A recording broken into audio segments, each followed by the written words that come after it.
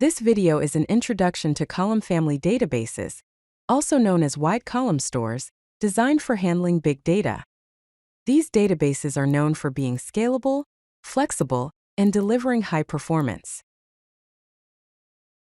Column family databases are a type of NoSQL database that stores data in column families, instead of rows.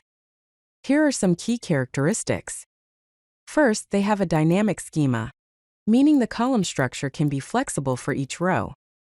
Second, they support wide rows, allowing for millions of columns. And third, they are distributed, making them ideal for horizontal scaling.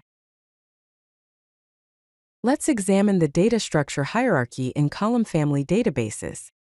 It starts with a key space, which is similar to a database. Within a key space, you have column families, which are similar to tables.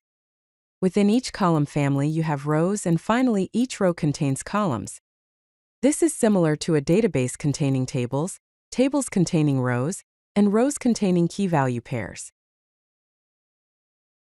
Apache Cassandra is a popular column family database. It has a masterless architecture, eliminating any single point of failure. It offers linear scalability, meaning performance increases proportionally as nodes are added. Cassandra also has built-in support for multiple data centers and offers tunable consistency, letting you choose the consistency level for each operation. Here is an example of a Cassandra data model. The code shows the creation of a table called user_posts. The table contains columns such as user_ID, post_date, post_ID, title, and content.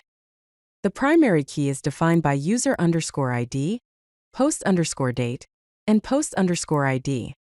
User_ID serves as the partition key, while post_date and post_ID are the clustering keys. Column family databases excel when dealing with big data because of the advantages they provide. First, they offer massive scale, capable of handling petabytes across thousands of nodes. Second, they provide high throughput, supporting millions of writes per second. Third, they feature fault tolerance with automatic replication and recovery.